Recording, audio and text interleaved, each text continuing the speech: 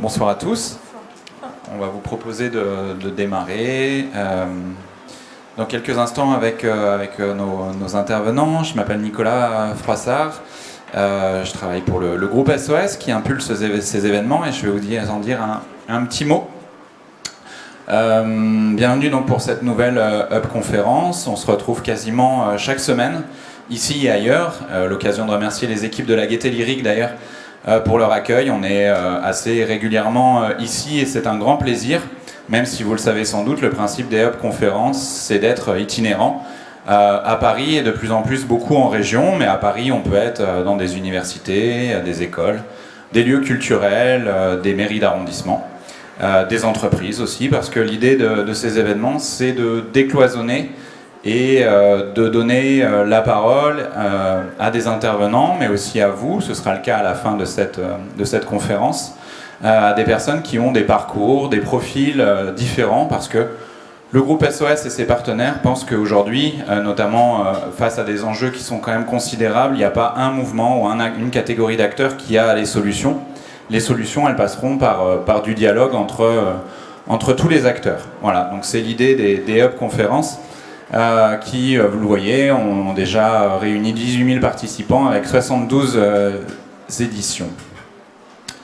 Le petit dernier de la galaxie Up, c'est Up to You, que vous pourrez vous procurer à la fin de cette conférence où on a essayé de mettre en cohérence tout ce qui s'est passé ces dernières années autour de plusieurs thématiques, l'innovation, la démocratie, l'économie, l'éducation notamment.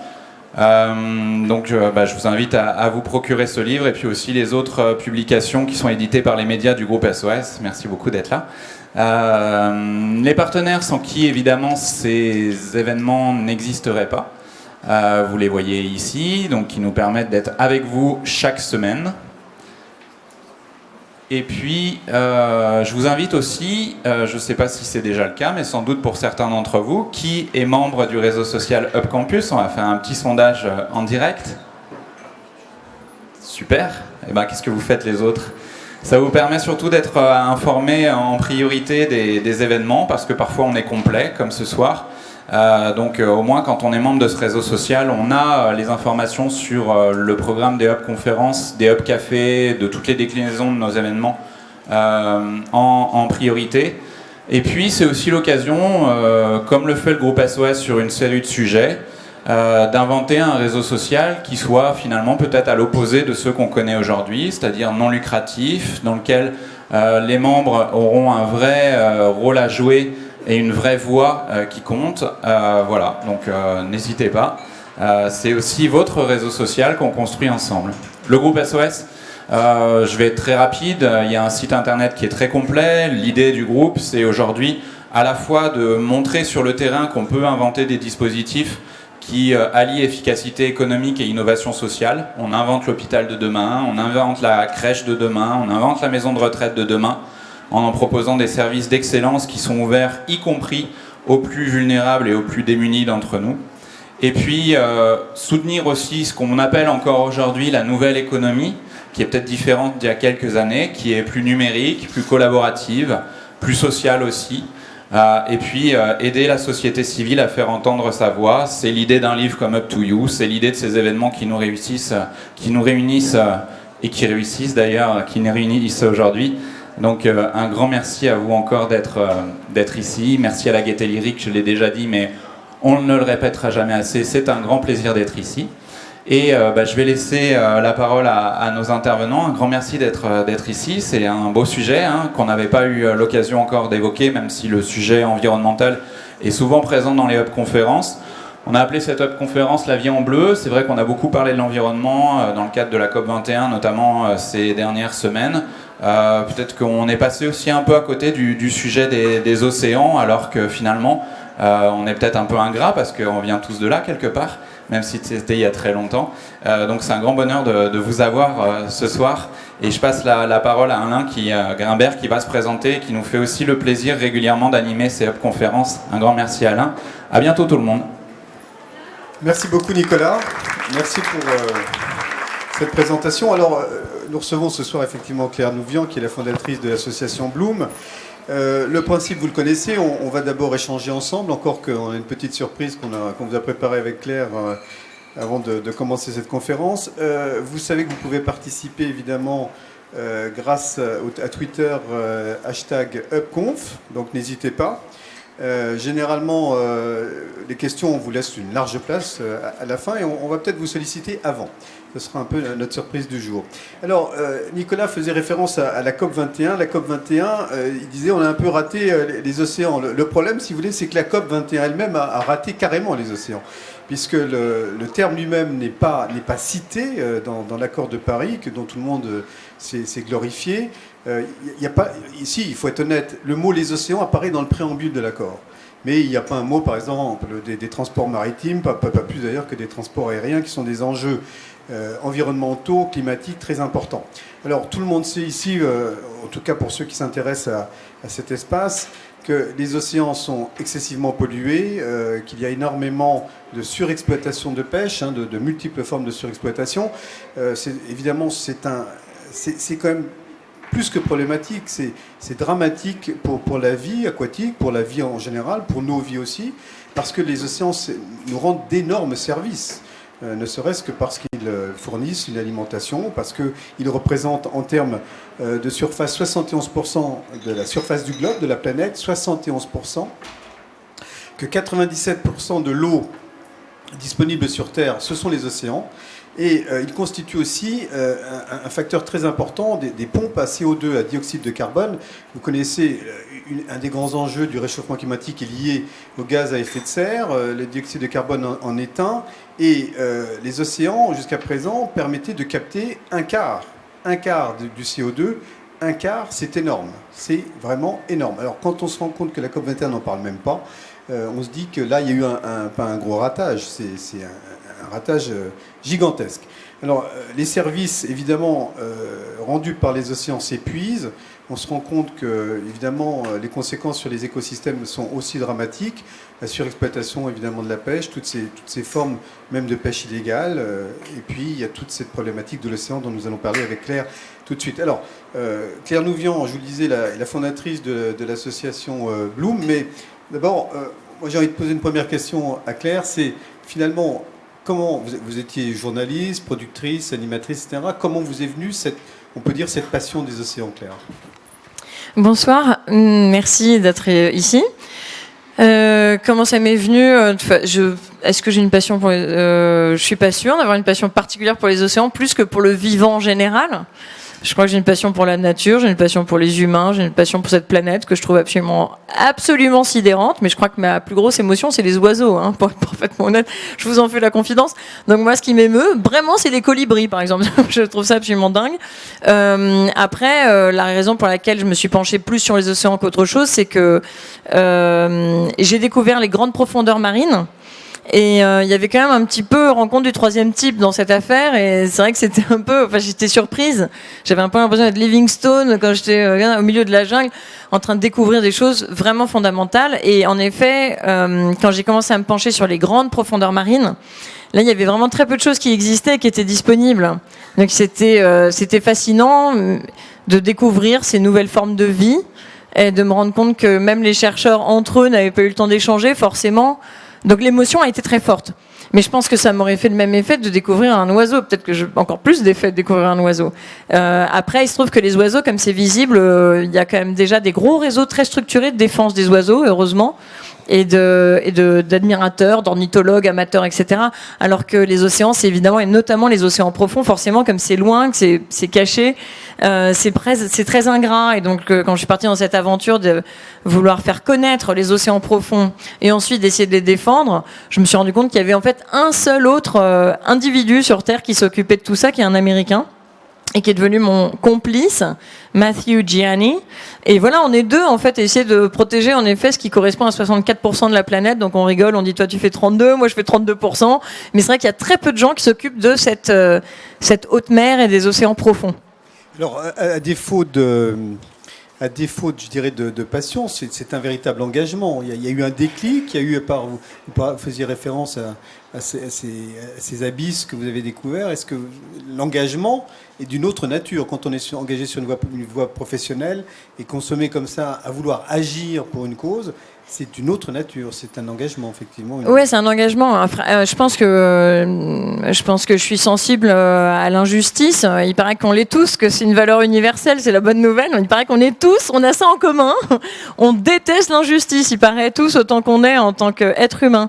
Et là, je pense que moi, en découvrant les océans profonds et ce qui était fait aux océans profonds, d'abord, ça a été quelque chose de très positif parce que c'était une émotion forte de découvrir cette vie quand même complètement sidérante dans les océans profonds, alors que j'imaginais quand même à peu près comme tout le monde que c'était à peu près vide, qu'il faisait froid et qu'il n'y avait pas grand chose à voir. Donc ça a été une forte émotion et donc j'avais envie de partager, donc c'était très positif, mais évidemment ça a été un énorme choc de me rendre compte que des choses que je connaissais même pas, que vous ne connaissez pas non plus, étaient déjà dévastées à échelle industrielle, mais avec une brutalité absolument sauvage.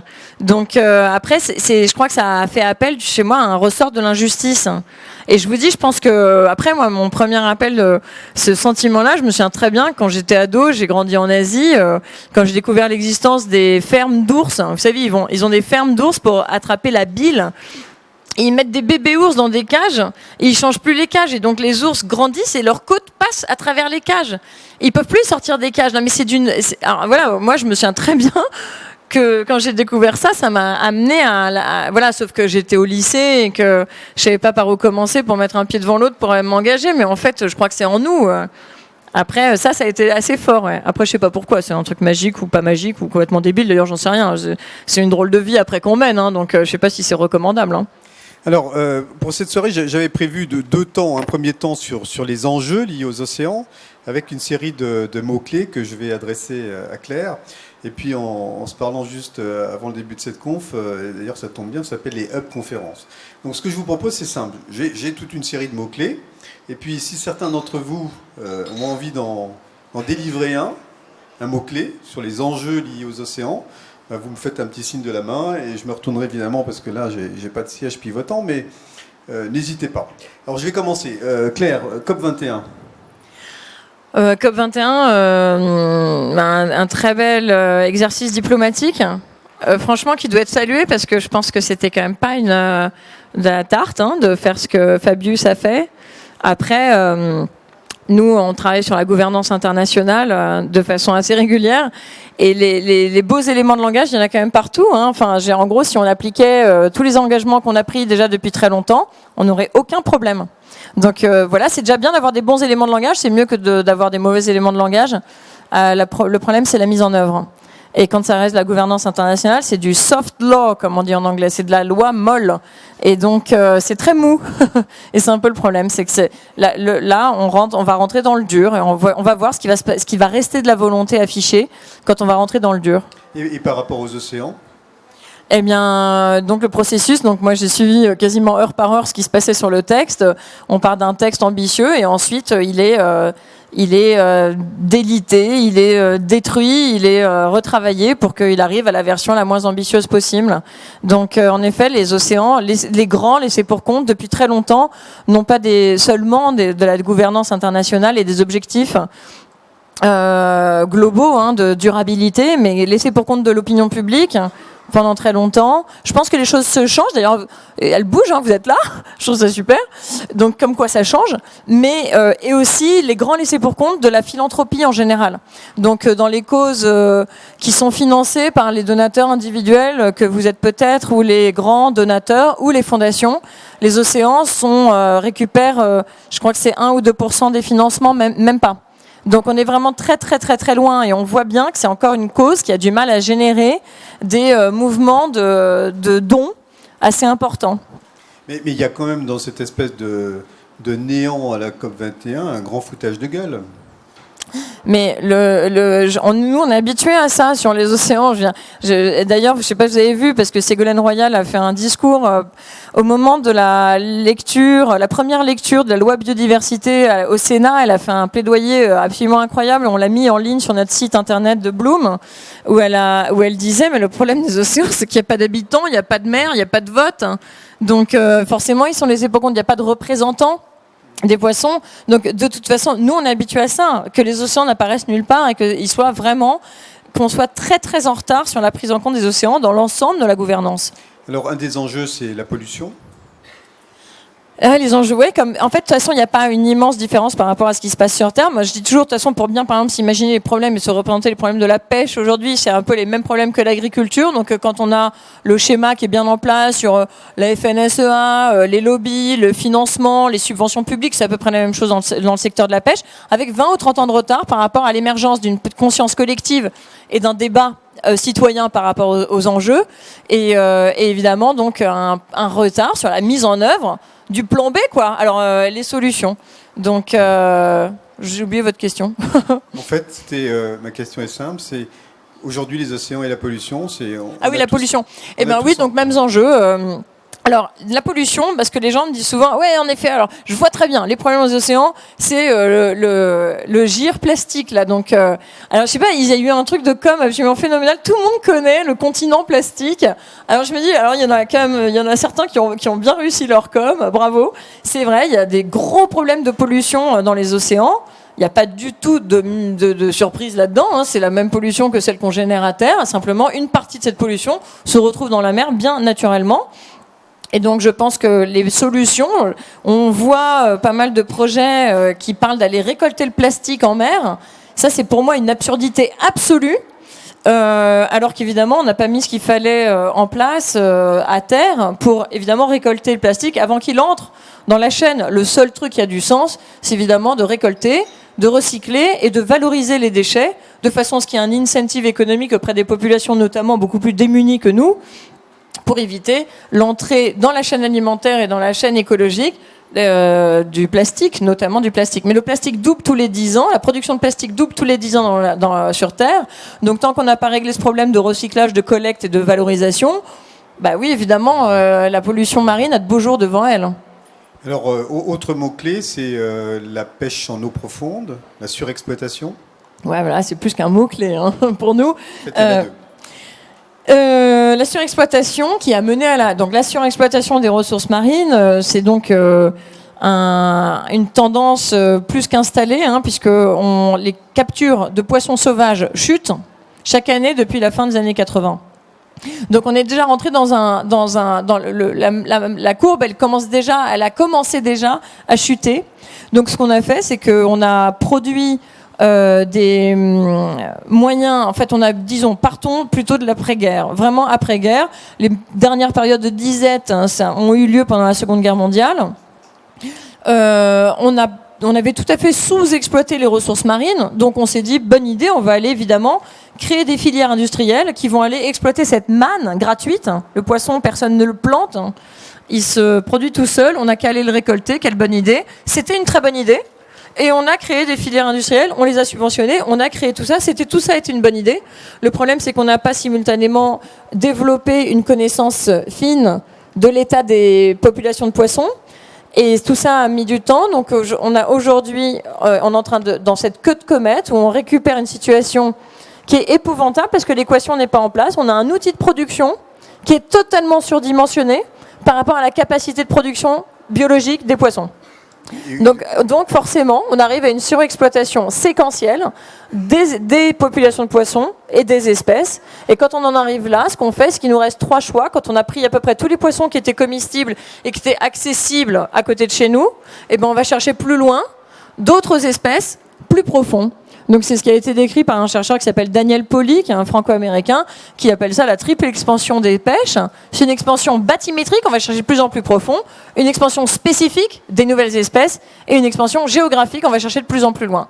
Donc voilà, aujourd'hui on a un outil de production qui est totalement surdimensionné. Et donc comme on a surexploité de façon vraiment violente tous les poissons qu'il y a à côté de chez nous, on a envoyé au fur et à mesure du temps nos bateaux de pêche dans l'océan Indien, le long des côtes africaines, là où il reste du poisson. Et ça pose évidemment des questions d'équité, de sécurité alimentaire et in fine, de stabilité politique, parce que quand on paupérise comme ça ces populations dans des endroits où vraiment, ils ont besoin de la protéine, c'est pas une blague pour eux. Pour nous, c'est du luxe. On a tellement de choses à manger. Mais pour eux, c'est une nécessité vitale.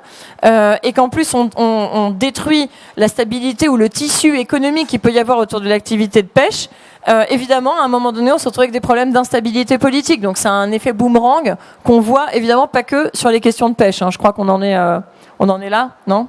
En France, en 2015, on en était là, en tout cas, à se poser quand même une sale année où on peut se poser la question de notre responsabilité dans l'espèce de déchéance de notre modèle de société. Alors, on envisagera les solutions après. Effectivement, vous faisiez allusion à des espèces sauvages. Vous pensez auxquelles ? Est-ce que vous avez quelques données chiffrées à nous donner pour avoir une idée de la catastrophe en termes de dimension ? Par exemple, la morue, donc le cabillaud. Tout le monde connaît le cabillaud. Aujourd'hui, on a encore du cabillaud. Le cabillaud a même inondé les marchés français parce que le cabillaud qu'on a aujourd'hui, c'est un cabillaud qui arrive de Norvège. Et c'est un cabillaud. Donc la Norvège a refusé de rentrer dans l'Union européenne parce qu'elle voulait surtout pas tomber sous la coupe de la politique commune de la pêche. On connaît tous la PAC, la politique agricole commune. On connaît moins bien la PCP, la politique commune de la pêche, qui a été une espèce d'énorme catastrophe qui a mené à la tragédie des communs, c'est-à-dire à la précipitation de quelques acteurs vers une ressource qui est gratuite. Et donc, tout ce qu'on sait, c'est qu'il faut que je sois le premier à attraper cette chose-là qui est gratuite. Donc, c'est la tragédie des communs, de la politique commune de la pêche. La Norvège et l'Islande ont senti le truc arriver avec ces gros sabots de la politique commune de la pêche et de ce désastre de gestion que ça allait être. Ils ont refusé de rentrer dans l'Union européenne exactement parce que eux, ils ont vraiment besoin de leur stock de poissons. La Norvège gère bien ses stocks de poissons. Donc, ils ont du cabillaud. Tout le cabillaud qu'on a en France, c'est du cabillaud qui arrive de Norvège. Le cabillaud que nous, on pêchait historiquement et qui avait justement structuré des filières entières, c'était le cabillaud qui se trouve dans l'Atlantique Nord et qui a été tellement mal géré avec un nombre croissant de bateaux de plus en plus efficaces technologiquement qu'on a attrapé littéralement jusqu'à la dernière morue de l'Atlantique Nord. Et ça s'est terminé en 1992 avec un arrêt brutal de la pêcherie, avec 30 000 pêcheurs qui sont retrouvés au chômage au Canada. Et donc ça, typiquement, c'est un exemple d'une pêcherie qui capturait 800 000 tonnes de poissons par an. C'est gigantesquissime. Et qui s'est retrouvée à zéro quasiment du jour au lendemain. Aujourd'hui, on est à 20 000 ou 30 000 tonnes, c'est rien. Et donc avec un désastre économique à la clé et un désastre écologique parce que les morues, elles faisaient jusqu'à 2 mètres, enfin c'était quand même des énormes poissons qui étaient des prédateurs dominants dans l'écosystème Atlantique Nord et ils ont disparu. Et donc évidemment, ça a des conséquences de ce qu'on appelle des cascades trophiques, quoi. On voit qu'évidemment sur l'ensemble de la chaîne alimentaire, quand on retire le prédateur dominant dans l'écosystème, ça fait apparaître ça cause des tas de problèmes. Alors, j'ai envie de regrouper 3 mots-clés, sauf si quelqu'un a envie de... Un tweet ? 2048. 2048. Donc ça a été un papier de Boris Worm, avec plein d'autres collègues. C'est un chercheur qui a regardé les bases de données qu'on avait, avec toutes les données qu'on avait sur les captures de pêche dans le monde, dans tous les bassins océanographiques à peu près, et toutes les mers, et qui a montré que donc le déclin des prédateurs, donc c'est le même auteur qui avait montré aussi qu'on avait attrapé depuis environ un siècle 90% des prédateurs, la biomasse des prédateurs avait chuté de 90%. Donc des grands prédateurs dominants, les grands poissons, les thons, les marlins, les cabillots, etc. Et donc il a montré que si on prenait toutes les données qui étaient disponibles et qu'on poursuivait à effort de pêche constant, on projetait les courbes dans l'avenir, il n'y aurait plus un poisson issu des océans en 2048. Et donc le papier a été une bombe, ça a été un des papiers scientifiques les plus téléchargés et les plus repris médiatiquement, parce qu'il disait la fin des poissons, c'est la fin des poissons en 2048, des poissons sauvages issus des océans, c'est fini en 2048. Et puis évidemment un chercheur qui est bizarrement très très proche de l'industrie de la pêche, qui bizarrement critique toujours les papiers qu'il appelle catastrophistes, encore ces écolos qui ont frappé, nanana, a dit que pas du tout, c'était vraiment une exagération, etc. Et il a fallu passer pas mal de temps à lui montrer qu'en fait, évidemment, il disait n'importe quoi, comme à chaque fois qu'il prend la parole. Et donc, l'ONU a mis son nez là-dedans pour arrêter la polémique qui avait été créée de toutes pièces par les chercheurs, parce que le rôle de la recherche là-dedans, c'est quand même un problème plus global, sociétal, je pense. Et donc l'ONU a mis son nez là-dedans pour dire en effet, c'est en 2050. En gros, là on arrive, c'est toujours la date des prospectivistes. En 2050, il n'y aura plus de poissons qui seront issus des océans si on continue à pêcher autant. Or, on continue à pêcher, mais plus. L'effort de pêche, lui, il augmente. Parce que même si on le réduit dans certaines zones comme en Europe, il va augmenter dans d'autres zones qui ne sont absolument pas réglementées comme la Chine. Est-ce que quelqu'un d'autre a envie de poser une petite question sur ces enjeux? Après, on passera évidemment aux solutions. Alors moi, j'ai un autre mot-clé, c'est chalutage profond. Et j'ai envie de le regrouper avec abysse et corail. Oui. Alors moi, je vais faire mon test ici. J'ai envie de savoir qui connaît les problèmes du chalutage profond dans cette pièce. 1, 2, 3. Et est-ce que vous avez connu les problèmes du chalutage profond par la BD de Pénélope Bagieux? Ouais, d'accord. Est-ce que vous avez associé la BD de Pénélope Bagieux à Bloom? Là, il y en a 3. 4. Quand même, ça, c'est pas mal. Bon, donc il y a déjà pas mal de gens qui sont au courant. Donc évidemment, Pénélope Bagieux, ça a été une espèce de rencontre providentielle pour nous parce qu'on a une toute petite ONG, on a des résultats très efficaces, mais on n'a jamais cherché à être connu du grand public parce qu'on n'en a pas les moyens. Pour être connu du grand public, je vous dis pas, ça c'est on peut parler de modèle de financement des ONG, ça moi ça me passionne. Mais alors je vous dis pas qu'on n'a pas du tout le temps d'aller chercher à se faire connaître pour avoir des donateurs, on n'a pas le temps. Donc nous on prend la parole pour parler de nos sujets. Pour dire il y a un problème là-dessus, il n'y a plus de poissons là, il y a des subventions publiques, la transparence n'est pas au rendez-vous, blablabla. Mais pas du tout pour dire Bloom, on est des champions, regardez-nous, etc. Et du coup, ce qui nous est arrivé de miraculeux avec Pénélope Bagieux. J'ai fait une conférence TEDx, ici d'ailleurs, en bas, à la Gaîté Lyrique. Elle était dans la pièce, elle m'a contacté, elle m'a dit est-ce que je peux aider avec une petite BD? Je dis ce que vous voulez, tout le monde fait ce qu'il veut pour aider Et c'est devenu viral, donc il y a eu 600 000 partages sur les réseaux, c'était vraiment le conte de fées pour nous. Et du coup, les gens connaissent en effet le chalutage profond. Et ils connaissent notre combat pour faire interdire cette méthode de pêche qui n'aurait jamais dû exister. De fait, c'est une très mauvaise idée. C'est pas la seule de l'humanité, mais ça en fait partie. Et puis en 2012, donc la commissaire à la pêche à l'époque avait proposé l'interdiction du chalutage profond. Mais avant ça, j'ai un collègue dans la pièce là-bas qui avait orchestré le Grenelle de la mer à l'époque il était au cabinet de Jean-Louis Borloo et on avait déjà en 2009 essayé de faire passer l'interdiction du chalutage profond en France. Ça n'avait pas marché, mais l'idée a été reprise par la Commission européenne en 2012 et imaginez-vous qu'on est en 2016 et qu'un tout petit règlement comme juste ce règlement qui encadre que la pêche profonde, il n'encadre pas toute la pêche en Europe, et ben ce petit règlement n'est toujours pas adopté. Et on repart dans les affres du Parlement et des techniques des lobbies. Alors là, je peux vous dire que c'est pas jusqu'à 8h30 ou 9h moins le quart qu'on reste ensemble si ça vous intéresse. C'est que là, on y passe la nuit, quoi. Là, on a des trucs à raconter. Alors, il y a parmi nous ici des gens qui ne savent pas les conséquences du chalutage profond. Quelles sont-ils? Alors, le chalutage profond, donc c'est une méthode de pêche qui est apparue très... C'est la même méthode de pêche que le chalutage de fond. Le chalutage de fond, c'est l'idée de faire traîner des filets qui sont lestés et qui touchent le fond pour attraper les poissons qu'on appelle démerseux, c'est-à-dire des poissons qui vivent proche du fond. Donc il faut que le filet soit au fond, sinon il rate sa cible. Et le chalutage profond, c'est la même méthode de pêche, c'est la même chose, sauf que les filets ont plus de longueur de câble, en gros. Et on les envoie, et on les envoyait jusqu'à 2000 mètres de profondeur. En Nouvelle-Zélande, ils continuaient à les envoyer aussi profond. En Europe, maintenant, c'est plutôt 1500-1600 mètres de profondeur. Et donc, ces énormes filets sont lestés et ils passent sur des écosystèmes qui sont millénaires et qui ont des animaux comme les coraux, parce que les coraux, il y a plus d'espèces de coraux qui vivent dans les grandes profondeurs. Là, il n'y a pas du tout de lumière que en mer Rouge, par exemple, en surface, ce qu'on ne sait pas. C'est vrai qu'on associe plutôt les coraux colorés avec la grande barrière de corail, etc. Et donc, évidemment, ils dévastent tout ce faisant, alors que ces coraux profonds détiennent notamment le record de longévité de tous les animaux sur Terre. Donc, 4200 ans, c'est quand même pas rien, c'est respect, quoi. Donc, les coraux profonds qui ont commencé à s'établir au moment où les Égyptiens terminaient de construire les dernières pyramides, eh ben, nous, on passe en 1 seconde et on dévaste en quelques minutes des écosystèmes qui ont mis tellement de temps à se constituer. Donc, ça n'a aucun sens pour les habitats. Mais ça n'a pas de sens non plus pour les espèces qu'on va cibler, parce que les espèces qu'on va cibler, maintenant par exemple le grenadier, des poissons qu'on trouve encore sur les étals de Leclerc, d'Auchan, d'Intermarché, le grenadier de roche, la lingue bleue sont des poissons qui ont été classifiés par l'UICN, l'Union pour l'internationale pour la conservation de la nature. Vous savez, sont ceux qui tiennent la liste rouge, la terrible liste rouge des espèces menacées, le truc le plus déprimant, que le résultat le plus triste de notre mode de vie. Hein. Eh bien, ces espèces qui sont ciblées par les bateaux de pêche, elles sont aujourd'hui menacées d'extinction. Et on les trouve sur les étals des poissonniers. Et évidemment, quand on va chercher 3 ou 4 espèces commerciales, on en jette une centaine à la poubelle. Donc en gros, c'est une très mauvaise idée pour les habitats, parce qu'on détruit tout ce qui se trouve au fond.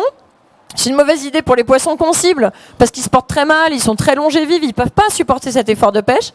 Et c'est une très mauvaise idée pour ce qu'on appelle les captures accidentelles, les captures accessoires qui sont jetées par-dessus bord comme si c'était comme si ça valait rien, comme si ces poissons n'avaient aucune valeur. Est-ce que quelqu'un de l'assistance dans le public a envie de poser une petite question sur les enjeux? Sinon, on va basculer dans la construction, dans les solutions éventuelles à mettre en place. Enfin, moi, j'ai encore une petite question sur les enjeux, Claire. Il concerne en fait on parle souvent, on entend souvent parler de quotas de pêche, notamment.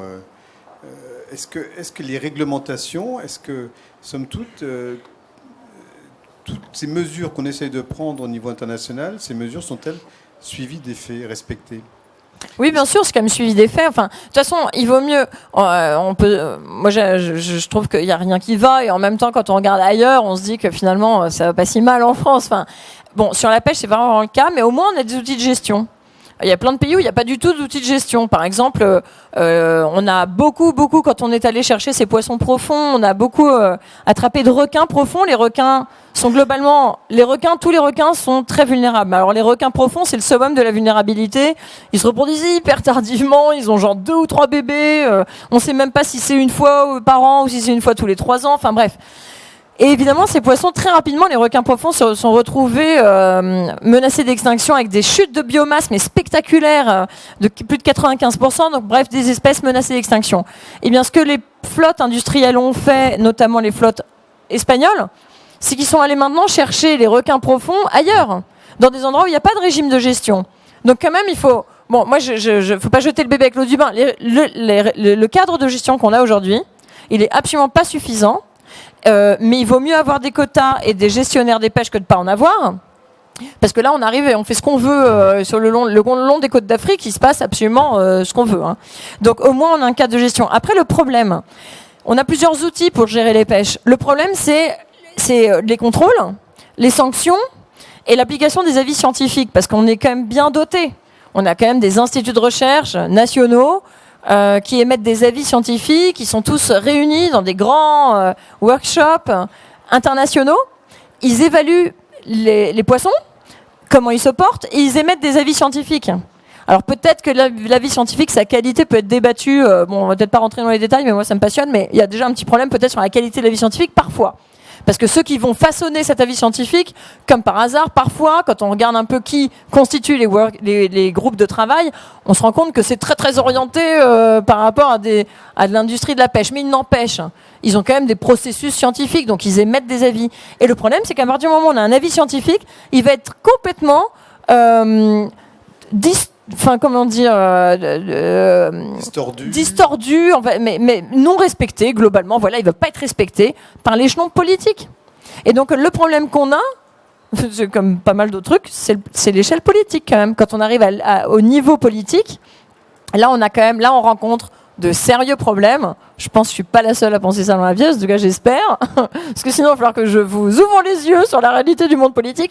Et donc voilà, on a des avis scientifiques qui vont dire il ne faut pas capturer plus de 100, et les politiques vont fixer la capture à 200. Et ensuite, ce qui va se passer dans la réalité sur le terrain, c'est qu'on va capturer 300. Voilà. Donc évidemment, quand à la base on a un avis scientifique qui n'est pas respecté, après la réalité de la capture, c'est qu'ils ne respectent pas non plus l'avis scientifique, etc. Donc on a des beaux outils, on a juste un petit problème de translation, quoi. Et on tombe dans la pêche illégale. J'ai juste donné 2 chiffres. Des experts ont estimé que le nombre de chalutiers russes dépasse leur quota de cabillaud de 50%. Mais c'est rien, ça.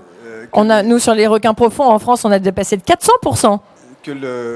Selon les estimations du Conseil international pour l'exploration des mers, entre 90 000 et 115 000 tonnes de cabillaud sont prélevées chaque année sans entrer dans aucune statistique actuelle. Et il s'agit que d'un poisson. Mais bien sûr. Donc vous avez créé, on va essayer de voir comment finalement agir, trouver des solutions. Vous avez créé Bloom en 2005. D'abord peut-être pour ceux qui ne le savent pas, Bloom, pourquoi Bloom ? Pourquoi le nom ? Pourquoi l'assaut ?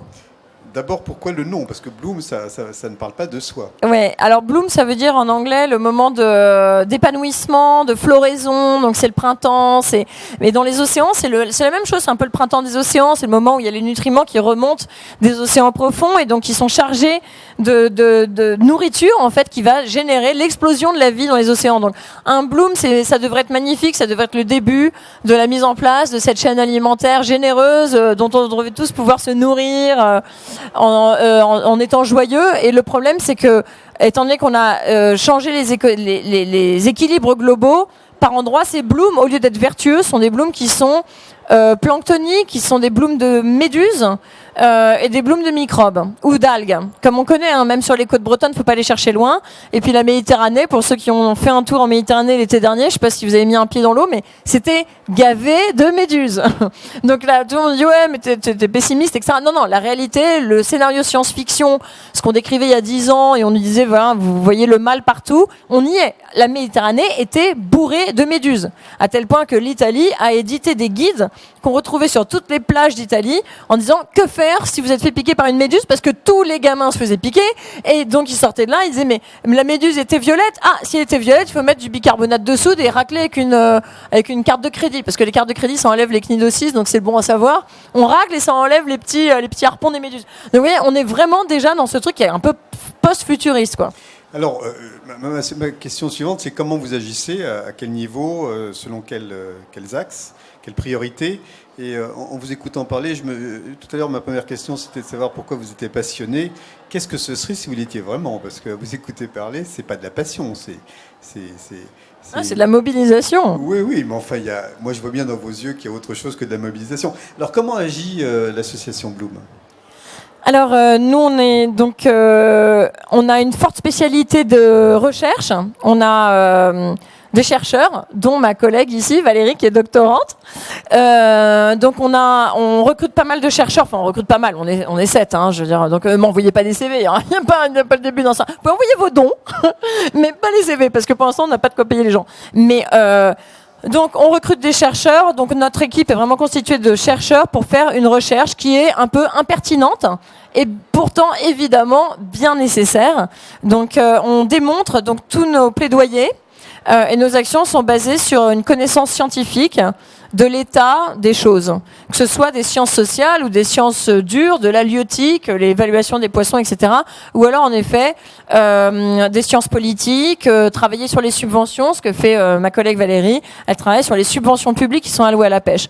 Donc ce qu'on fait, c'est qu'on dit, il y a un gros problème, c'est que on surpêche de façon massive et on détruit les océans, on détruit les écosystèmes. Ça a des conséquences sociales, climatiques, économiques qui sont dévastatrices. Et il y a des causes à tout ça. Et donc on essaie d'agir sur les causes de façon, on essaie le plus stratégique possible. Donc on a identifié évidemment que le nerf de la guerre, c'est souvent l'argent. Et qu'on voit bien que la surcapacité de pêche qui a été produite par les nations développées est basée sur les subventions. Donc sans subventions publiques, il y aurait peut-être moyen de subventions néfastes, il y aurait peut-être moyen d'améliorer les choses. Les subventions, ça peut être une bonne idée, mais dans ce cas-là, il faut que le fléchage soit l'objet et fasse l'objet d'une discussion, d'un débat citoyen. Puisque par exemple, on estime en gros qu'il y a 1 milliard d'euros en France en aide publique qui sont alloués au secteur de la pêche, pour un secteur qui génère en valeur 1 milliard d'euros de valeur en poisson. Donc la première vente du poisson, c'est 1 milliard d'euros. Donc en gros, on est à égalité. Donc si on subventionne entièrement le secteur, ça vaut peut-être le coup de se demander, cet argent public, est-ce qu'il est alloué au mieux, notamment pour créer des emplois. Et donc ce qu'on regarde, et nous ce qu'on voit déjà, c'est que dans les politiques publiques par rapport au secteur de la pêche, il n'y a aucune volonté de conserver l'emploi. Ça, c'est du discours politique. Quand il y a une crise de pêcheurs sur un port, le type, il prend le micro, il dit moi, je suis le défenseur de l'emploi, etc. Et à côté de ça, le même politique, il va donner un maximum de subventions à l'équivalent de la pêche industrielle qui, comme par exemple la grande distribution, va justement détruire l'emploi. Donc, vraiment avoir des politiques publiques qui vont, ne serait-ce que déjà, prioriser l'emploi, c'est pas fait dans le secteur de la pêche. Et ensuite, elle devrait évidemment, pour avoir de l'emploi dans le secteur de la pêche, on a besoin de la ressource. On a besoin d'avoir des poissons, on a besoin d'avoir des océans en bonne santé. Donc les aides devraient être fléchées selon des critères objectifs qui font l'objet d'un discours. Donc nous, on travaille sur la recherche. Évidemment, il m'a dit, faites des réponses courtes, on est bien parti. Donc on a de la recherche comme socle de toutes nos décisions et de toutes nos prises de parole publiques. Et à partir de là, comme il n'y a pas de solution magique malheureusement, parce qu'on serait, à l'époque d'ailleurs du Grenelle de la mer, on disait la politique c'est magique, on va réussir à convaincre les politiques et bing bing bing ça va. Non, c'est pas ça. Il faut de la politique, il faut le soutien de l'opinion publique, il faut de l'éducation parce qu'il faut faire de la pédagogie à long terme pour que les enfants deviennent des décideurs intelligents, sensibles, empathiques et informés. Et on fait du lobbying et prescripteur. Et on fait du contre-lobbying parce que le lobbying c'est les méchants, on va dire, mais en fait on fait évidemment du plaidoyer, du lobbying quoi. Oui, c'est là où je voulais en venir d'ailleurs parce que vous nous avez parlé du travail de recherche que vous faites. Je dirais que le deuxième pilier c'est le plaidoyer, c'est ce qu'on fait ce soir en vous écoutant parler avec beaucoup de plaisir.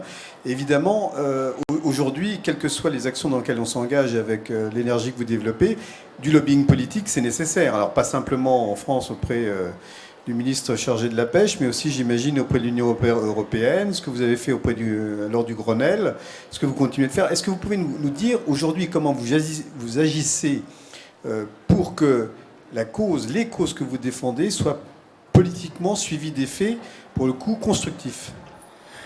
Alors ça, c'est une vaste question. Je peux vous dire que la dernière cible, en tout cas de nos actions de lobbying, c'est le ministre de la Pêche, parce que nous, on estime que là, c'est foutu, il n'y a rien à en tirer. Donc, on va justement prendre tout ce qui est satellite. Parce que là, on se dit qu'il y a peut-être justement, par exemple, Ségolène Royal, elle est, à mon sens, 500 fois plus sensée que son ministre de la Pêche. Et donc, quand elle entend qu'il y a une mobilisation citoyenne contre le chahutage profond, ça monte au cerveau. Alors que le ministre de la Pêche, lui, il est en ligne directe avec les lobbies industriels qui ont et du coup, il répète les mêmes âneries que les lobbies industriels. Donc, il est là et puis il annonce des trucs complètement faux, en plus, quand même formidable. Bon, bref. Allez, on a dit qu'on était positif ce soir, donc on ne parle pas du ministre de la Pêche. Donc on va travailler au niveau des assemblées nationales, des parlements nationaux, et évidemment au niveau des institutions européennes. Avec très peu de moyens, c'est un peu notre problème, parce que après on peut dire, bon, quand on n'a pas de moyens, on est obligé d'être un peu smart, et donc se poser les bonnes questions avant d'agir, donc on est obligé d'être plus stratégique que voilà. Bon, en attendant, si on avait un peu plus d'argent, ça aiderait, quoi, parce qu'il faut pas rêver. Il y a juste un problème de déploiement des forces. Il y a 765 députés européens. Voilà, donc nous, maintenant, on est une énorme ONG, on est 7. Mais à l'époque de la plus grosse campagne du Parlement européen, on était 3. Je peux vous dire que pour couvrir un Parlement, il faut quand même faut y aller, quoi. Donc évidemment, ça passe par l'équation financière. Ça passe par le problème de la finance. Donc moi, le problème des ONG, c'est la finance. Le problème de toutes les ONG, quelles qu'elles soient, c'est l'argent. Donc j'ai une proposition, c'est que les banques abandonnent les bonus de leurs collaborateurs et qu'ils les donnent aux ONG qui se battent depuis longtemps, pas les fausses ONG qui vont créer pour récupérer leurs bonus par derrière. Donc voilà, je ne sais pas pourquoi je ne suis pas suivi. Ça, c'est pas suivi des faits. Oui, ça c'est peut-être parce que vous avez un côté, en plus d'être passionné, un peu rêveur par rapport. Il vaut mieux, hein. Oui, ça je le pense. Mais justement, puisque vous parlez de financement, on voit bien en plus faire du lobbying politique sur des questions aussi vastes que celles qui concernent l'océan, ça ne doit pas être facile. Mais vous financez comment ? Alors, ma question c'est comment vous financez. Et puis j'ai envie de dire, puisqu'on en est là aussi, c'est comment on peut vous aider à agir. Alors tous, site de Bloom, devenez membre. Ça coûte pas cher et ça nous aide énormément. Et en plus, après, vous pourrez faire effet de vague, parce qu'après, on peut tous renvoyer les news. On est financé, surtout 60% de dons individuels, beaucoup plus cette année, et 40% de fondations. Et cette année, carrément plus, parce qu'on n'a même pas eu le temps de faire un dossier à une fondation. En fait, le problème, c'est qu'on bosse tout le temps et on est trop. En fait, on a tous envie de changer le monde. C'est pour ça qu'on est tous très unis chez Bloom. On a une super ambiance et une équipe que j'adore. Je peux même pas vous dire comment. Ils sont formidables. Mais on a tous le même défaut. On est un peu trop ambitieux et on est tous très sincères sur cette volonté de vraiment changer les choses et de peser pour changer le système. Et du coup, on travaille trop. Donc on passe pas assez de temps à chercher des fonds, mais on s'est dit qu'on allait se corriger, on se dit ça chaque année, et donc il faudrait qu'on passe un peu plus de temps à faire des dossiers pour des fondations, pour qu'on revienne au moins à ce ratio de 60% d'individuels, 40% de fondations. Écoutez, peut-être que je pourrais vous aider à titre bénévole une fois en passant un peu de temps avec vous, parce que dans une vie antérieure, j'ai travaillé à la collecte de fonds pour le secteur humanitaire. Ah, génial. Donc Demain matin. C'est une proposition concrète, en tout cas. Dans les réflexions sur les solutions à mettre en place, quelles sont pour vous les mesures à prendre pour ce qu'on pourrait appeler une pêche durable, une pêche qui préserve les écosystèmes, qui évite cette surexploitation des poissons? J'imagine que vous aimeriez bien interdire le chalutage en eau profonde, mais bon, on sait bien aussi que face au lobbying, ça vaut pour les océans comme pour beaucoup. Ah non, on va réussir. Mais j'en doute pas. Ça prendra un peu de temps, j'espère que ce ne sera pas trop tard. Mais comme, dans ce secteur comme dans d'autres, finalement, pêche durable, c'est-à-dire en fait, d'une certaine mesure, dans une forme d'économie circulaire, qu'est-ce qu'il faudrait faire de votre point de vue? Alors il faut faire pas mal de choses. Il faut déjà d'abord se mettre d'accord sur ce qu'on appelle une pêche durable. Et ça va prendre du temps parce que les acteurs ne sont absolument pas d'accord à l'intérieur. Chacun va avoir sa vision. Donc nous, comme d'habitude, on retourne à la science. Et on regarde, en fait, il y a des évaluations des méthodes de pêche les plus destructrices, par exemple, qui ont été faites. Et donc on dit, les méthodes de pêche les plus destructrices, il faut essayer d'éviter, puisqu'elles posent des gros problèmes sur l'ensemble de l'écosystème, pas seulement des poissons, parce qu'il y a des méthodes de pêche celles qui sont destructrices sont en général aussi celles qui ne sont pas sélectives. Donc c'est là où il y a du gâchis. Donc il y a du gâchis alimentaire et en plus il y a la destruction d'écosystèmes. Or les écosystèmes, ils nous intéressent parce qu'ils permettent la biodiversité. Et la biodiversité, c'est pas un concept rigolo et tout comme ça. C'est juste, ça nous aide à maintenir l'ensemble d'une planète en bonne santé, qui est capable d'absorber les excédents de CO2, etc. Donc la pêche durable pour nous, déjà, ça commence par une pêche qui est la moins impactante pour l'écosystème, mais qui est aussi la plus sélective pour les espèces, et qui permet donc ce qu'on appelle les méthodes de pêche douce, mais qui est aussi la plus forte en termes de génération d'emplois. Et donc les pêches qui sont génératrices d'emplois aujourd'hui, ce ne sont pas les pêches qui ont été privilégiées par les pouvoirs publics. Donc on voit bien qu'on a un problème qui est un problème structurel sur la pêche, et qu'on ne va pas pouvoir aller vers une situation idéale du jour au lendemain, mais on aimerait déjà qu'il y ait quelques acteurs à l'intérieur du secteur qui se mettent d'accord sur une feuille de route, qui se disent au moins notre objectif c'est ça. On n'y arrivera pas, on ne fera pas mieux que dans 10 ans, ou peut-être 20 ans. Hein. Mais c'est génial, 20 ans, c'est rien. Je veux dire, on sera peut-être, heureusement, j'espère, avec les cancers, on sait rien, mais j'espère qu'on sera tous encore en vie dans 20 ans. Et donc 20 ans, c'est dans pas longtemps. Et ben si on avait des acteurs qui disaient la pêche durable, c'est une pêche qui est la moins impactante possible, qui génère le plus d'emplois et qui génère un poisson de bonne qualité, qui évidemment consomme idéalement le moins de carburant possible, etc. Donc il faut se mettre d'accord sur cette... et aller, avoir une feuille de route et y aller. Et ceux qui sont capables de faire ça, c'est la grande distribution. Parce que la grande distribution, c'est 75% des ventes de poissons en France. Donc si la grande distribution se dit, notre feuille de route, c'est d'avoir du poisson durable d'ici 20 ans, d'ici 10 ans, et d'essayer, peut-être que dans 5 ans, on aura 5% de poissons durables, mais on s'engage à les avoir. Et après, on aura peut-être 10%, 20%, on y va. C'est l'histoire, pour moi, la meilleure nouvelle de la semaine, c'était le fait que le documentaire Demain de Cyril Dion et Mélanie Laurent remporte le César. Je me suis dit, mais d'abord qu'il y ait autant de spectateurs, c'est trop génial. Et aussi parce qu'il y a donc des solutions, mettons-les en œuvre. Et donc, je me dis, voilà, c'est la feuille de route. On s'en fiche de savoir si tout est réglé demain matin. Si déjà on se dit que demain matin, on met en œuvre, waouh, on commence à avoir de l'espoir. Donc, pour moi, la grande distribution peut être prescriptrice vraiment profondément de cette feuille de route en disant on va se mettre d'accord. Et le problème, c'est qu'ils ont fait un deal avec un label qui s'appelle le MSC, qu'on voit sur les paquets Findus, etc., qui lui a défini la pêche durable avec ses propres critères. Et les critères, parce qu'ils voulaient devenir le premier label, et c'est devenu le premier label mondial, leurs critères, c'est que tout le chalutage de fond qui rase les écosystèmes, ça pose pas de problème. Donc en gros, c'est surtout du chalutage de fond industriel qu'on trouve dans le MSC. Alors il y a parfois certaines pêcheries qui sont bien gérées au MSC, il n'y a pas de problème. Mais on ne peut pas donc jeter le bébé avec l'eau du bain. Mais il y a des gros problèmes structurels avec un label. Donc que la grande distribution, comme Carrefour, se dise on prend du MSC et ça va faire the trick, quoi, ça va marcher. Non, ça marche pas. Il faut qu'ils développent leur propre cahier des charges, leur définition de la pêche durable. Et là, on y va. Et là, on irait. Est-ce que ce concept de pêche durable, en fait, qui pourrait être une solution, est-ce qu'il est C'est une réflexion qui est conduite au sein de l'Union européenne, en tout cas des pays de l'Union européenne qui ont accès à la mer. Oui, quand même, il faut reconnaître une chose à l'Europe, c'est que... je sais pas très bien quoi d'ailleurs. Bon, mais en tout cas, il faut reconnaître le fait que, bon, après avoir foutu un bordel monstrueux, là, passez-moi l'expression quand même, ils ont été capables de se dire, aïe aïe aïe, c'est la catastrophe ce qu'on a fait. Et donc il y a quand même eu, au moment de la réforme de la politique commune de la pêche qui s'est entamée, nous, je pense vers 2009, on a fait donc en gros, là, 2009-2010, on est arrivé à l'adoption des textes en 2013. Bon. Cette réforme de la politique commune de la pêche est passée par une phase d'autocritique très sévère.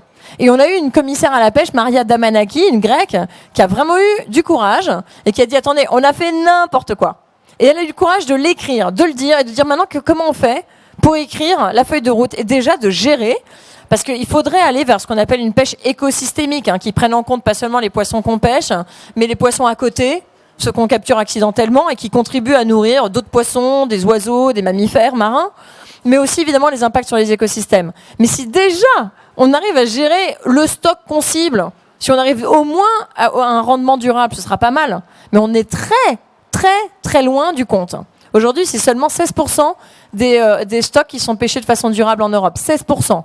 Oui, la feuille de route, elle est encore, il y a du boulot, quoi. Mais au moins, en effet, on est passé par la phase autocritique. D'une certaine mesure, vous êtes très pragmatique puisque vous pensez que ça peut passer par la grande distribution, par d'une certaine mesure des labels dignes de ce nom.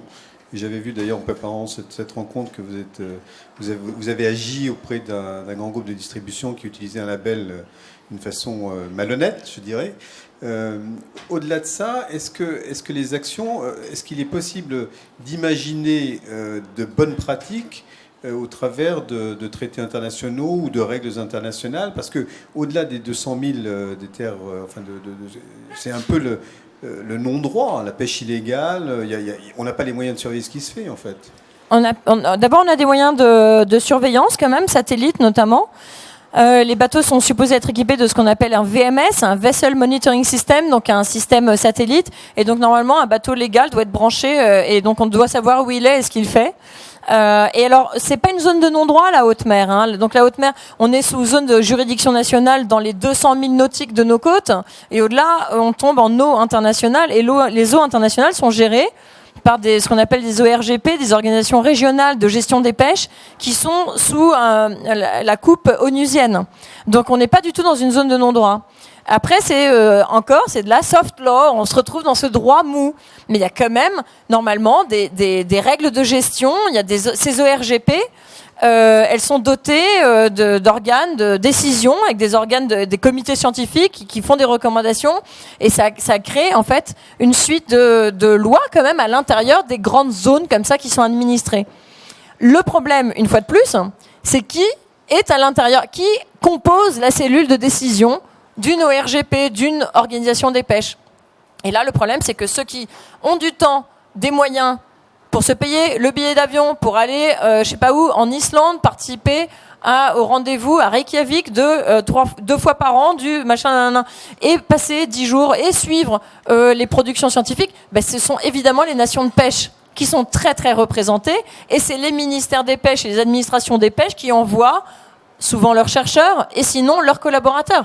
Donc le problème, c'est qu'on se retrouve avec des gens très intéressés, parce qu'il y a une collusion vraiment très problématique entre les administrations qui s'occupent de la gestion des pêches et la pêche industrielle.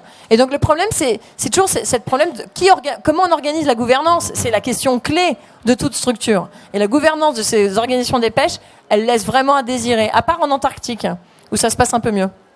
Alors, dans les pays méditerranéens, on crée des aires marines protégées. Est-ce qu'on peut imaginer la même chose au niveau des océans ? Mais ça existe.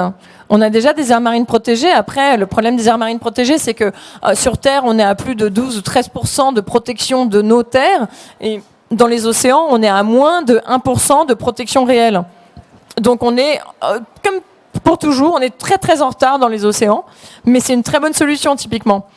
Alors, les réserves, les vraies réserves de pêche où il y a zéro pêche. Il n'y a ni pêche, ni extraction d'hydrocarbures, ni aucune activité industrielle, parce qu'on voit qu'un écosystème, en gros, la nature, quand on lui fout la paix, elle se débrouille assez bien. Il faut juste lui foutre la paix, en fait, c'est pas compliqué. Et puis ça permet d'avoir des zones qui vont servir de nursery, où il y a des animaux qui peuvent aller coloniser, avoir des souches de poissons qui vont aller coloniser l'ensemble des océans. Mais il faut absolument avoir des zones de résilience très fortes. Et ça passe par mais don't touch, quoi. On ne touche à rien. Et ça, on est très en retard sur le programme. Mais pour parvenir finalement à une surveillance et éventuellement des sanctions, il faut des moyens. C'est-à-dire, à la limite, est-ce qu'une autorité internationale qui est capable d'agir serait une bonne solution? Eh bien, il y a des programmes qui se sont mis en place, par exemple Interpol. Donc on connaît tous parce que voilà, les bandits, le grand banditisme et tout. Interpol s'est penché sur la question de la pêche illégale parce que c'est un manque à gagner qui est tellement gigantesque par rapport à l'économie globale. Et du coup, ils ont mis en place un programme qui s'appelle Eye on the Sea, donc un œil sur la mer. Et ils regardent, en fait, typiquement, ils vont regarder si les bateaux où sont les bateaux, quels sont les mouvements de bateaux. Les ORGP, les organisations des pêches, elles éditent des listes noires de bateaux qui sont vraiment des bateaux identifiés comme des bateaux de pêche illégale. Et il y a aussi évidemment des nations qui sont des nations de complaisance.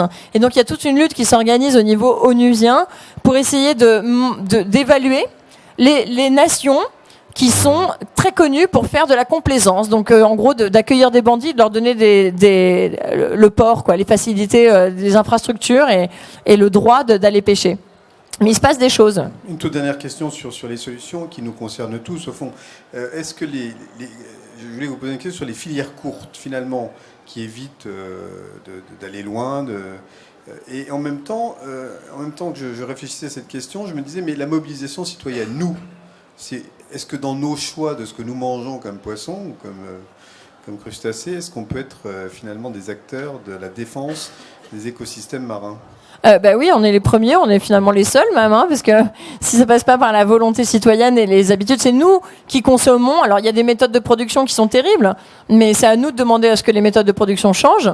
Et quand on mange, on vote, hein, donc c'est à nous de voter en consommant.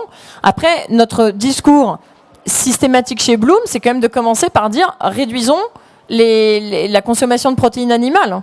On a juste quand même un problème au niveau global sur la consommation très élevée de protéines animales. On n'a jamais mangé, à part à l'époque de Cro-Magnon, autant de protéines animales, et ça pose des problèmes de santé publique de toute façon. Donc on mange trop, globalement, et puis en plus on mange trop d'animaux. Donc il faut commencer par réduire la consommation d'animaux. C'est meilleur pour notre santé, ça nous rend plus longévive et de fait en meilleure forme, avec moins de maladies cardiovasculaires, donc c'est du win-win. Et ensuite, évidemment, en circuit court, moi ça me parle, enfin, tout ce qui est circuit court nous parle énormément parce qu'on réduit les effets néfastes de tout ce qui va être cycle carbone, évidemment, mais aussi on se retrouve avec la possibilité de vraiment choisir, de soutenir des filières françaises, artisanales, et donc des types qui essaient vraiment de pêcher du mieux qu'ils peuvent. Et du coup, nous, on n'a pas tant d'ailleurs un discours sur les espèces que sur les méthodes de pêche et la proximité de la pêche. On trouve que ça a plus de sens quand on est en Bretagne d'aller manger un lieu jaune dont on sait qu'il a été bien pêché, qu'on achète à un pêcheur, plutôt que de dire manger telle espèce, alors qu'il va falloir, elle a été pêchée en Alaska, elle a été transformée en Chine, elle a été mais littéralement la moitié du poisson quasiment est transformé en Chine, donc c'est un truc de malade. Donc ça on dit non. Moi voilà, donc on préfère privilégier les méthodes de pêche douces et les circuits courts dans notre discours, mais au préalable, en étant passé par la case réduction de la consommation de protéines animales. Juste encore une question sur les solutions envisagées. J'ai vu que Fabienne Keller, qui s'occupe de toutes les questions environnementales pour un grand parti politique. Vous pouvez la citer, c'est la seule à droite qui se mobilise pour l'écologie. Les Républicains. C'est la seule. Qui avait proposé de taxer finalement les énergies fossiles utilisées notamment par toutes les flottes maritimes. Elle avait intégré aussi les flottes aériennes, mais ça me concerne à moi ce soir. Mais ça, c'est une très bonne idée. Le problème, de toute façon, l'équation, elle passe par le pétrole et le prix du baril. Puisque les méthodes de pêche les plus impactantes, c'est ce qu'on appelle les arts traînants, hein, c'est le fait que le matériel est traîné, donc avant même d'avoir attrapé le premier poisson, il a fallu tirer tout ce bazar qui pèse très lourd, et donc il faut de la puissance motrice. Donc les méthodes de pêche les plus impactantes sont aussi les plus consommatrices de gasoil, en gros.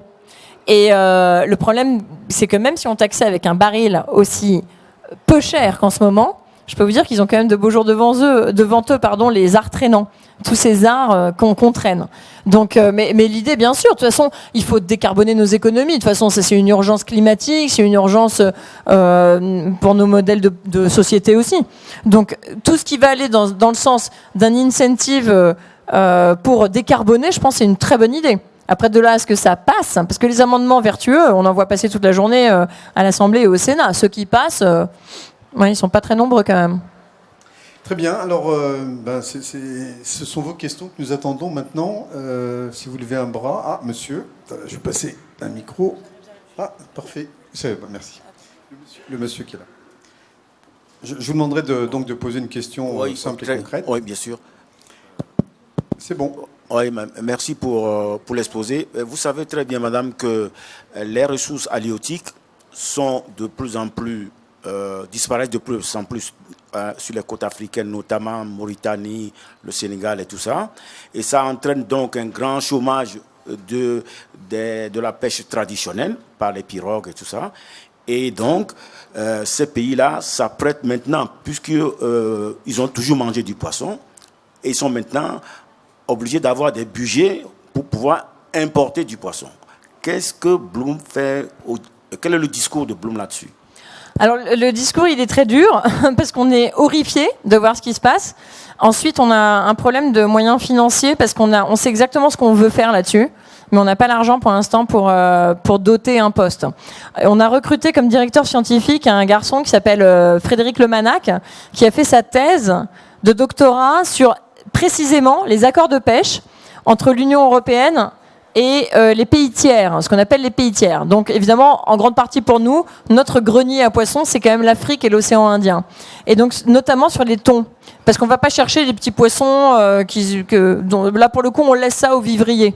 Mais par contre, on va chercher les thons, qui pourtant généraient d'abord de la ressource, comme vous disiez, de la protéine, et puis aussi une économie très importante pour ces pays-là, bien plus importante que pour nous. Et donc Frédéric, il a analysé les accords de pêche et il s'est rendu compte en effet que d'abord la Commission européenne, donc l'Europe, paye au titre des flottes. Donc les flottes industrielles privées se voient offrir l'accès, payé par nos impôts, aux eaux territoriales des pays tiers. Ce qui est déjà un concept. Enfin, moi déjà, rien que dans le concept, j'ai un problème avec ça. À moins que, en effet, le pays ait envie, parce qu'il n'a aucune pêche localement, et qu'il a de la ressource, et qu'il a envie de valoriser cette ressource. Mais dans ce cas-là, ça pose donc la question de comment on valorise l'accord de pêche. Et donc ce qu'a fait Frédéric, et qui était complètement inédit, c'est qu'il a montré qu'on sous-payait totalement la protéine qu'on allait chercher, en fait. Parce que nous, c'est un produit commercial qui a une forte valeur commerciale. Et on sous-payait complètement. Donc en gros, ça a permis quand même, sa thèse a fait un énorme splash immédiat. La première publication, parce que vous savez maintenant quand on fait une thèse, on publie, on fait des publications scientifiques successives. Première publication, la Commission européenne était au téléphone le matin même, en lui disant mais qu'est-ce que c'est que ce truc? Vous dites que vous mettez en cause. Et il a dit bah oui, forcément, vous sous-payez l'accès à la protéine et vous mettez en cause du coup des économies locales qui sont pour le coup critiques dans ces régions-là.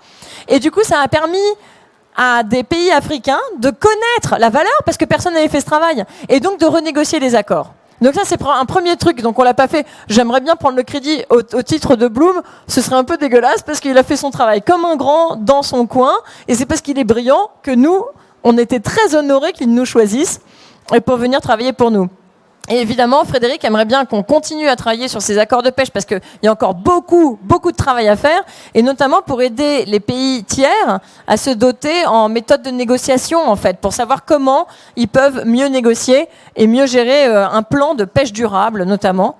Mais voilà, nous, on a un problème, c'est voilà. Enfin, si quelqu'un est très riche dans la salle et qui veut totalement, il vous peut payer un poste, voilà. Et on le fait demain matin. En tout cas, merci pour votre question fort pertinente. D'autres questions? Levez votre bras. Monsieur, là-bas derrière. Ok, mademoiselle, je vous ai vu. Bonjour, ce serait pour savoir, qu'est-ce que vous pensez du développement des énergies marines et est-ce que c'est cohérent avec la sauvegarde des océans? Je connais pas très. Pour être honnête, je vais pas après usurper ma place parce que je suis là. Je suis sûr qu'il y a quelqu'un dans la salle qui connaît vachement mieux les énergies, peut-être vous d'ailleurs. Moi, je suis pas une énergéticienne, donc il me semble que tout ce qui va être renouvelable aura ma faveur. Après, je ne les connais pas assez pour vous dire en priorité ce qu'il faut faire. Enfin, là, il y a des implications, je suis sûre, architecniques sur les dossiers.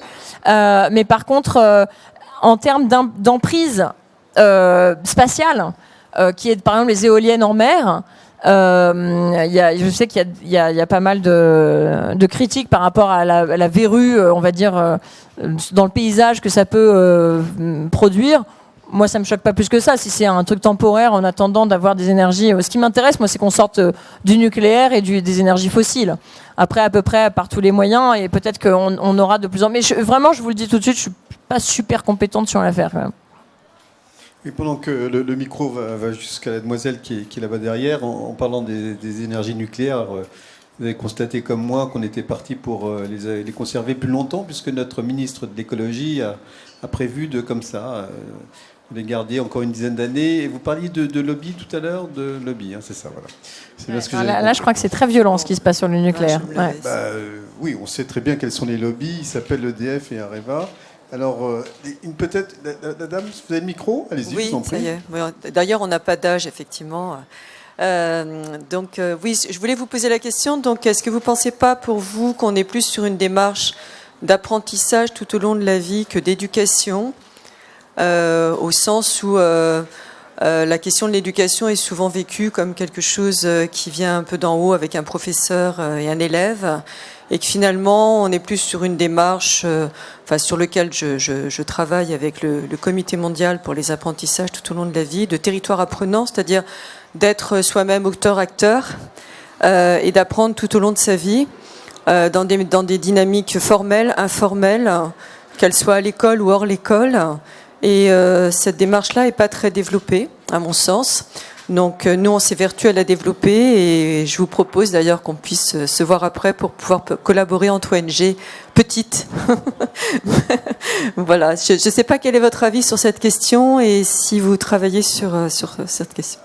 Oui, alors avec plaisir, évidemment. C'est totalement notre position. En fait, on est assez proche des réformateurs de l'éducation que sont François Tadei, par exemple, ou des gens qui prônent un renversement d'un modèle comme Yann Algan, l'économiste de Sciences Po, qui a montré. Il y a une petite conférence absolument géniale à voir. Je vous conseille. Prenez note avec vos smartphones.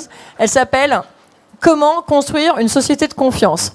C'est une conférence de Yann Algan en 20 minutes. Il vous explique, donc c'est un chercheur de Sciences Po qui a quantifié la défiance dans les sociétés et entre les pays. Et il montre que nous, la France, on est vraiment très fort en défiance, mais on n'est vraiment pas fort en confiance.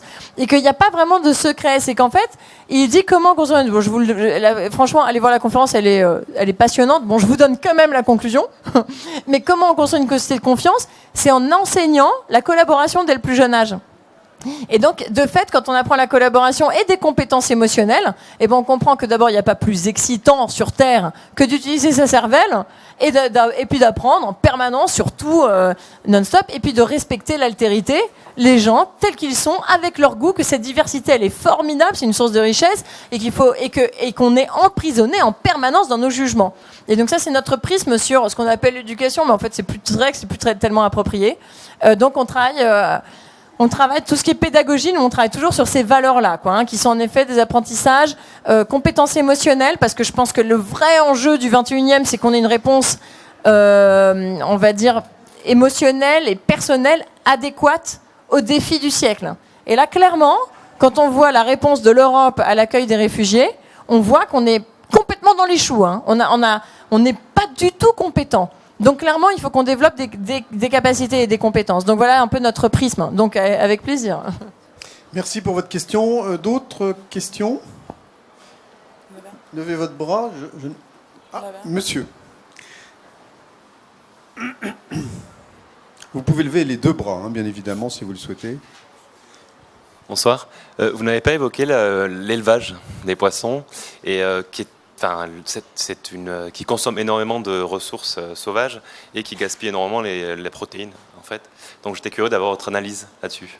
Eh bien, on cherche des financements pour faire une analyse là-dessus. Ça s'appelle la pêche minotière, notamment cette pêche qui va prendre de la ressource sauvage des anchois, des chinchards, les petits poissons qu'on appelle les poissons de fourrage, les réduire en farine pour nourrir d'autres poissons ou surtout d'ailleurs des porcins et des volailles.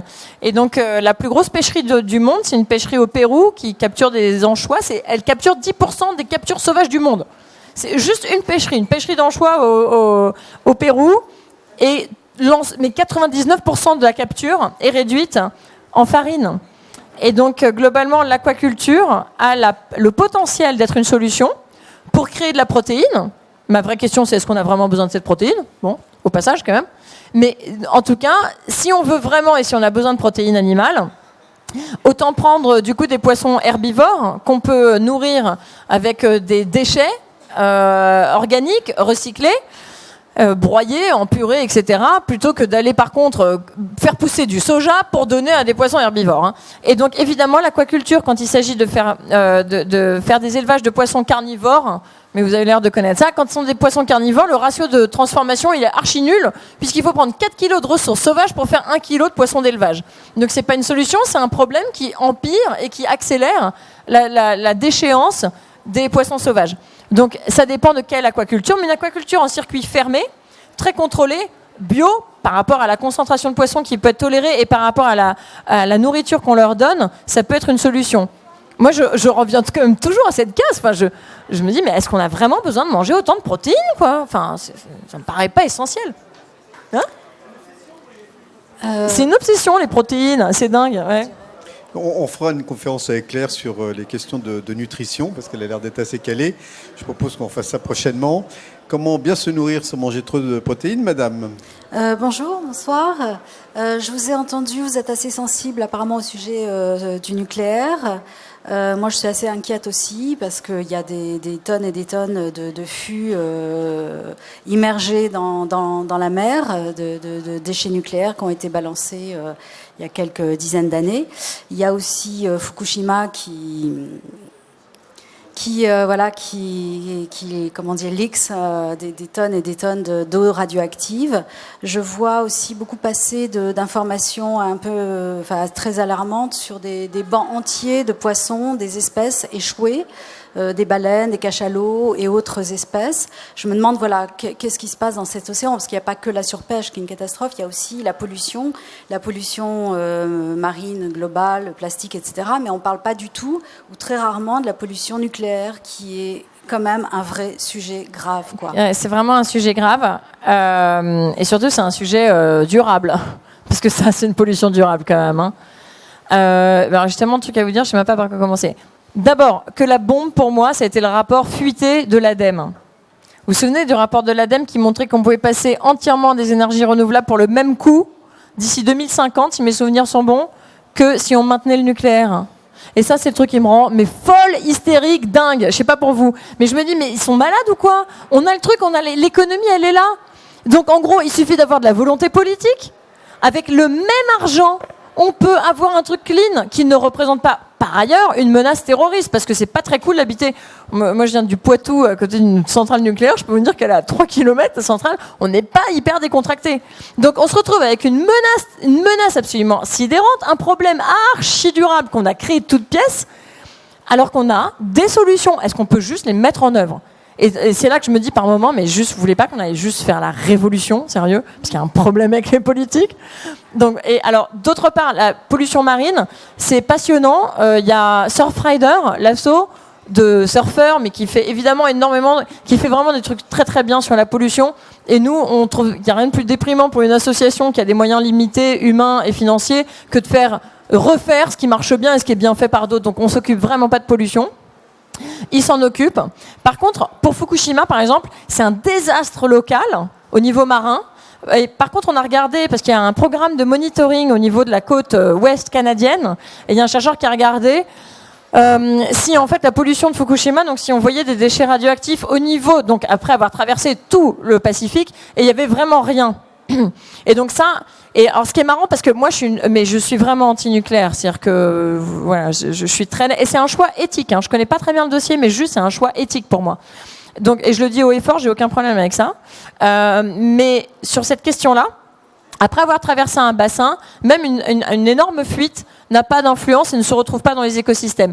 Et ben le chercheur qui dit ça, alors il s'est dit justement, il va faire de la science citoyenne, c'est-à-dire qu'il s'est dit c'est une question qui est tellement importante, c'est une question qui est tellement légitime. En tant que citoyen, on se dit mais attendez, moi j'habite de l'autre côté du bassin, là, il y a Fukushima en face, est-ce que ma nourriture est complètement contaminée? C'était une question tellement importante qu'il s'est dit je vais partager mes données avec une rigueur sur sa transparence qui a été incroyable. Il a eu des menaces de mort parce qu'il disait qu'il n'y avait pas de problème. Donc après, il faut quand même rester après. Enfin, c'est pour ça que nous, on a une approche qui est quand même scientifique. C'est-à-dire que si la science, qui est pour le coup évaluable dans sa méthodologie, dans ses résultats, dit que de l'autre côté du bassin Pacifique, il n'y a pas de problème sur la contamination, elle est horriblissime autour du Japon. On dit pas le problème. Ça, c'est pas. Il s'agit pas de diminuer ça. Hein. Il dit juste que la dilution est telle que de l'autre côté, il n'y a plus de problème. Et là, il a été menacé de mort. Et donc là, moi, je dis, il faut aussi rester, même si on reste engagé éthiquement contre le nucléaire, on va pas non plus, faut pas créer des problèmes, il y en a pas. Enfin, vous voyez. Après, par contre, il y a un autre truc qui est vraiment très intéressant. Et on a regardé ça il y a pas longtemps au bureau parce que je vous parlais de la Norvège qui gérait bien ses stocks de cabillaud. Mais la Norvège, c'est en gros la cour arrière de déchets nucléaires des soviétiques dans le temps et des Russes encore actuellement. Et donc, on a un vrai problème parce qu'il y a des tas de fuites radioactives dans la mer de Barents, là où les Norvégiens capturent leurs cabillots. Et donc, on a regardé online là pour voir si la Norvège continuait à avoir un programme de monitoring sur la qualité de leurs poissons, pour voir s'il y avait encore du césium, je crois, ça s'appelle. Enfin, ils ont plusieurs traceurs comme ça, césium 13, j'en sais rien. Bon, je vais pas me réinventer, je connais rien à tout ça. Mais on a lu ce truc-là et on a vu qu'ils avaient arrêté le programme de monitoring. Donc bon, ça m'a pas méga rassuré. Alors voilà, donc faut peut-être garder les choses. En effet, il faut quand même être un petit peu alerté par rapport à ça. Ensuite, je me souviens aussi, j'ai fait juste pour clore sur le sujet, j'ai fait une émission, je sais plus quelle radio, genre France Inter, avec un écotoxicologue à qui on posait la question de savoir, mais alors quels sont les poissons? Parce qu'on a une agence qui regardait ça. Aussi, nous, en France, on avait une agence qui regardait chaque année quel était l'état de pollution de nos poissons chez nous qu'on consomme. Et ils ont arrêté le programme de monitoring aussi. Et donc, lui disait, en gros, tous les poissons ont un problème. Mais c'est pas le même, parce qu'ils ont pas tous la même teneur en général, les métaux lourds, par exemple, ils vont se déposer dans la graisse. Et tous les poissons n'ont pas le même niveau de graisse, etc. Et donc, en gros, la conclusion de cette émission, c'était que l'écotoxicologue, il disait, en gros, si vous voulez manger sainement, panachez votre consommation. Comme ils ont tous des problèmes, comme ça, vous allez avoir un peu de mercure, un peu de truc, un peu de zinc, un peu de machin. Mais pas que du mercure. Vous voyez ? C'est ça le monde charmant qu'on a créé. Voilà, donc il faut manger équilibré au niveau des métaux lourds. Hein, c'est la conclusion de ce que dit Claire. Je dis ça d'autant plus facilement que je mange beaucoup de poissons crus. Il y a d'autres questions dans la salle ? Oui, alors... Où êtes-vous ? Bonsoir et merci pour tout ce que vous faites. Ah, merci. Et donc j'avais une question plus sur un aspect politique, puisque vous avez l'air d'avoir de grandes compétences en combat contre les lobbying. Et je me demandais si vous saviez formuler, vous, d'autres ONG que vous connaissez, des propositions politiques pour essayer de réduire l'impact des lobbies sur la sphère politique, parce que j'ai l'impression que c'est ça le dernier rempart qui vous empêche d'avoir une action plus importante. C'est vrai, ça c'est une catastrophe, le lobbying, l'entrisme des industriels auprès des pouvoirs publics, quels qu'ils soient, hein, que ce soit ministériel, parlementaire. C'est une catastrophe absolue, parce qu'il n'y a aucun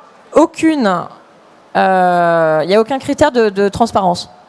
Et en fait, Transparency International, vous savez, cette ONG qui vraiment évalue la transparence, ils ont fait un rapport, ils ont vraiment taclé la France parce qu'on est très très en retard. Mais il y a au moins des registres de transparence ici et là. Donc ça commence, hein, l'Assemblée nationale s'est dotée d'un registre de transparence, ça commence.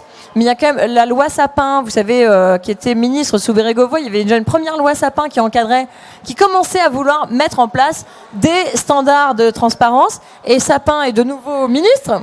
Donc il y a la loi Sapin 2 qui est en préparation. C'était une promesse de Hollande, hein, d'encadrer le lobbying. Et donc, évidemment, là, on va veiller au grain pour s'assurer que nos standards de pratique soient beaucoup plus élevés qu'ils ne le sont, pour au moins pouvoir évaluer à qui parlent nos élus ou nos membres de gouvernement ou nos administrations, à qui ils parlent et quelle est la fréquence et quels sont les arguments qui leur sont procurés.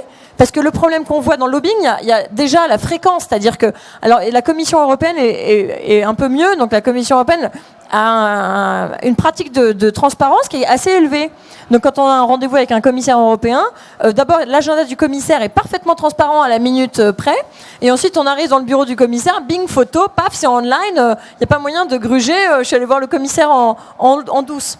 Donc ça c'est déjà bien parce que les journées entières sont filtrées comme ça. Et grâce à ce système, on a pu voir par exemple que Juncker avait vu tous les industriels, mais pas une seule ONG depuis le début de son mandat. Bon, donc ça s'est retourné contre lui, mais voilà, au moins on peut évaluer. Bon, donc il y a une question de fréquence, mais il y a aussi une question de ce qui est avancé comme argument. Et là moi, sauf qui peut, parce qu'on est face à parfois des mensonges de toutes pièces, totalement assumés. Et là, on se dit, ben voilà, si au moins les arguments doivent être... Nous, on utilise la science parce qu'on se dit, mais la science est tellement puissant, c'est pas la vérité immuable, mais c'est au moins le meilleur effort de description de là où on en est. Et si ça se corrige, très bien. Il y a des plateaux de connaissances, c'est bien normal. Mais eux, pas du tout. C'est ça qui est quand même formidable. Vous avez lu un livre absolument génial qui s'appelle Les Marchands de doute de Naomi Oreskes ou pas? Il faut lire ça, hein, c'est vraiment bien. Il faut lire ça, et il faut lire un petit livre qui s'appelle, je sais plus quoi, de Coiré sur le mensonge. Je me souviens plus que j'avais. Mais Coiré, le philosophe, alors un tout petit livre sur le mensonge, et qui montre comment le mensonge est devenu une valeur en soi quasiment dans notre monde. Tout le monde ment, tout le monde est totalement décontracté sur le mensonge. Mais on n'a pas été élevé comme ça, quoi. Eh bien, les lobbies, c'est du mensonge assumé. Et donc, si au moins on a de la transparence, on va pouvoir avoir accès aux arguments et on pourra au moins dire publiquement, mais c'est faux. On peut rentrer dans la dialectique, dans l'opposition. Aujourd'hui, on ne peut pas. En tout cas, merci pour votre question qui touche, je pense, qui est une forme par sa forme, touche à l'essentiel dans beaucoup de secteurs. Parce que ce que vous dites là sur les océans et les lobbies, on pourrait le reproduire sur les questions de santé avec les laboratoires pharmaceutiques. On pourrait dire la même chose en matière d'énergie, énergie fossile versus énergie renouvelable. On pourrait le dire aussi en matière agroalimentaire. Mais c'est vraiment un cancer primaire qui touche pratiquement tous les secteurs de notre économie et de notre société. Bon, après, si on avait des élus qui étaient dignes de ce nom, et il y en a, malheureusement ils ne sont pas en majorité, mais il y a des gens formidables à l'Assemblée et au Sénat, mais ils ne sont pas assez nombreux. Mais si on avait des élus dignes de ce nom, ils diraient au lobby, bon, très bien, j'écoute vos arguments, quelle est la référence scientifique, quand même, au passage, puis ils diraient, bon, je vais écouter la société civile. Le problème, c'est aussi la pratique politique. On a un problème sur la pratique. Il n'y a pas que l'entrisme des lobbies, c'est l'accueil que leur réservent les élus, quoi. Oui, vous avez raison. Je vais quand même vous poser une dernière question. Je suis désolé, il n'y aura pas d'autres questions ce soir, parce qu'on est censé terminer dans 2 minutes. Mais on va donner la parole à Claire pour qu'elle nous dise, au fond, quelles sont les perspectives d'avenir de son association et de son action. Ce sera notre conclusion. Les perspectives, nous on a un gros programme de travail, mais malheureusement là, moi là pendant une semaine, je suis obligée d'écrire des dossiers de financement parce que clairement on est fragile et vulnérable sur Bon, après la vulnérabilité nous a pas empêché d'exister quand même depuis 10 ans. Mais on vient de faire notre rapport d'impact de 10 ans et on se dit mais c'est juste dingue d'avoir eu autant d'impact par rapport à notre minuscule taille et par rapport à nos moyens, parce qu'on est en totale décorrélation entre nos impacts, nos résultats archi concrets et puis les logiques qu'on commence à faire basculer, qui sont assez puissantes. Suivez un peu ce qu'on fait parce que je pense dans les mois à venir on aura des trucs assez intéressants aussi à annoncer. Donc on est vraiment sur de la transformation et on a donc cette vulnérabilité. Donc il faut juste qu'on trouve la formule magique pour être plus soutenu par les citoyens et pour être plus financé. Mais évidemment, dans les mois à venir, c'est gagner cette interdiction du chahutage profond en Europe. On a gagné une étape très importante. Ségolène Royal nous soutient au moins. Et donc, ça a fait basculer les logiques au Conseil de l'Union européenne. Et maintenant, on doit repartir au Parlement pour ce qu'on appelle le trilogue. Bienvenue dans mon monde, celui des institutions européennes, où maintenant, on est dans la phase, maintenant que la Commission européenne avait une position, le Conseil a une position, le Parlement a une position, et maintenant, on rentre dans la phase finale de négociation qui s'appelle le trilogue. On pourrait dire, ah chouette, ça va durer 2 semaines. Non, c'est encore des mois, parce que notre rapporteure est une élue socialiste hautement toxique, qui s'appelle Isabelle Thomas, et qui est aussi marraine du plus gros lobby de la pêche industrielle en France. Donc malheureusement, elle est en conflit d'intérêts flagrant, En toute honnêteté, elle aurait dû démissionner de son mandat d'élue européenne. Mais donc, elle fait la danse des lobbies, là. Donc, elle ne nous facilite pas la tâche.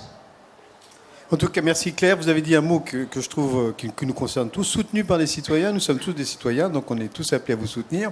Ce que je souhaite, et merci de votre présence, de vos réponses. Merci à vous tous et bonne soirée. Merci d'être venus.